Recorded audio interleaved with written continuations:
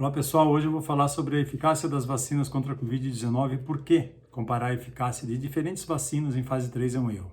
Sou Luiz Carlos Dias, professor titular da Unicamp, membro titular da Academia Brasileira de Ciências e membro da Força-Tarefa da Unicamp no combate à Covid-19.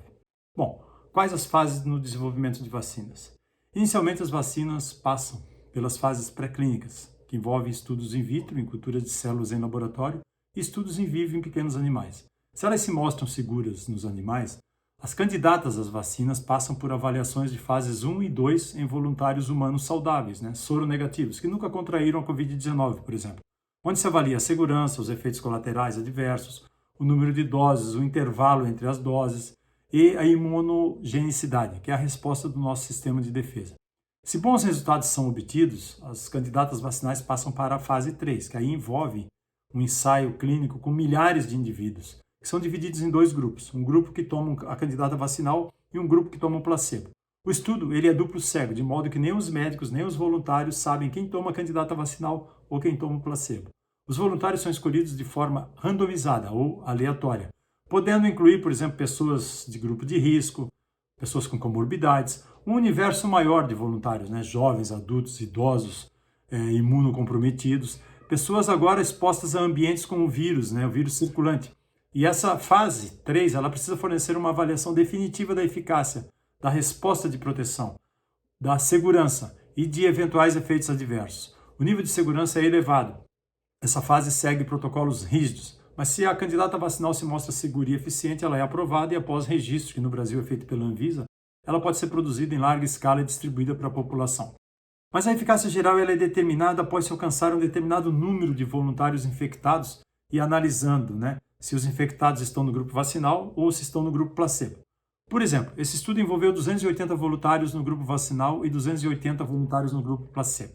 Após abrir o estudo, 4 voluntários foram infectados no grupo vacinal e 134 voluntários foram infectados no grupo placebo, levando a uma eficácia geral de 97%.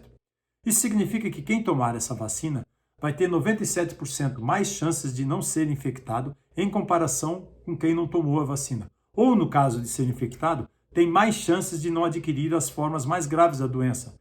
E talvez vá ter uma doença mais leve, mais branda, não precisando de hospitalização, sempre quando comparado a alguém que não tomou a vacina.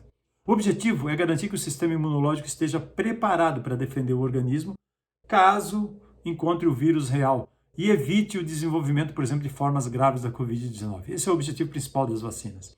As vacinas, elas fornecem proteção individual, mas para serem realmente eficazes, realmente eficientes, é necessário vacinar cerca de 70% a 80% da população. Porque se o vírus estiver circulando muito e uma pessoa vacinada estiver submetida a uma alta carga viral, ou porque a pessoa relaciona as medidas não farmacológicas, como o uso de máscaras, o distanciamento físico, os hábitos de higiene, ou, por exemplo, se for um profissional da área da saúde na linha de frente, mesmo vacinada, a pessoa pode contrair a doença, há um risco. Então, não faz sentido comparar a eficácia das vacinas em fase 3, já que os critérios usados, por exemplo, para chegar ao percentual de eficácia, eles variam muito de estudo para estudo. Então, dizer que uma vacina é melhor que a outra apenas pela comparação da eficácia em fase 3 é um equívoco. As vacinas da Pfizer e da Moderna não necessariamente são melhores, por exemplo, que as vacinas de Oxford, que é a Coronavac, ou que a vacina da Johnson Johnson, apesar de apresentarem maior valor de eficácia em fase 3. A eficácia em fase 3 ela depende do recorte de cada estudo, da população em que foi estudada, depende da fase e depende da curva de casos de Covid naquele determinado momento. Se a mesma variante estava circulando, se foram envolvidas apenas profissionais da área de saúde que estão mais expostos. Depende de quais os sintomas foram considerados como casos de infecção, se consideraram casos mais leves, casos assintomáticos. As diferenças em eficácia elas também estão relacionadas a fatores genéticos, a fatores sociais, que retratam a diversidade e as características de uma determinada população, as características étnico-raciais. Depende se o estudo envolveu adolescentes, idosos, pessoas com doenças crônicas, com deficiência de imunidade. Então, para comparar a eficácia das diferentes vacinas, seria preciso testar as vacinas nas mesmas condições, nas mesmas populações, no mesmo momento, na mesma realidade.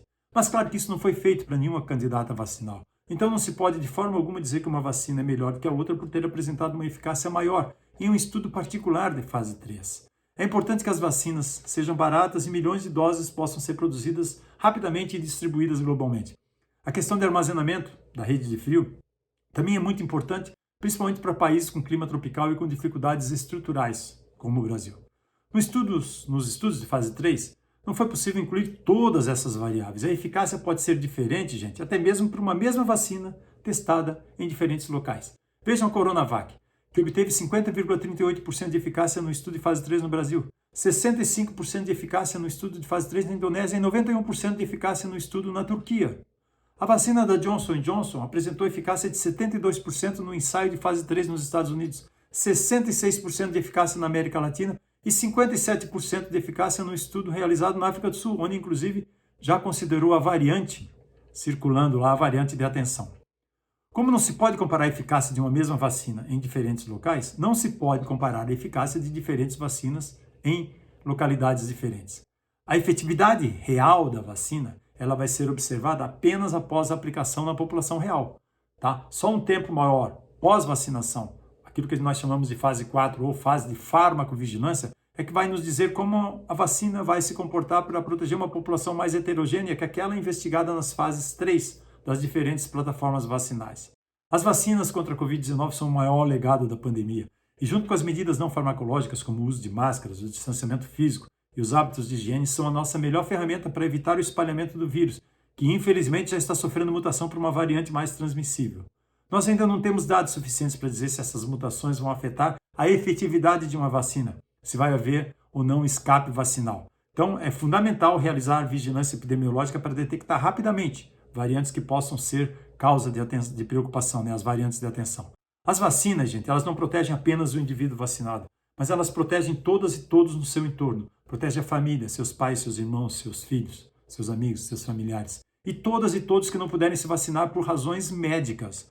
Todas as vacinas aprovadas em fase 3 pela Anvisa são seguras e eficazes e vão nos ajudar a vencer a pandemia desde que tenhamos uma vacinação rápida, mantendo as medidas não farmacológicas até que cerca de 70% a 80% da população brasileira seja vacinada. Uma campanha de vacinação não pode durar um ano ou mais. Tem que ser mais curta, para que possamos definitivamente frear o espalhamento e a disseminação do vírus. A melhor vacina é aquela que chegar primeiro no seu braço. Vacinar é um ato de empatia, de responsabilidade social, de solidariedade, de respeito à vida.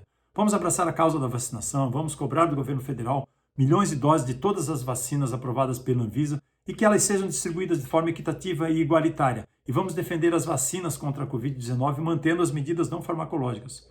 E claro, vamos cobrar também um auxílio emergencial decente para a nossa população mais vulnerável.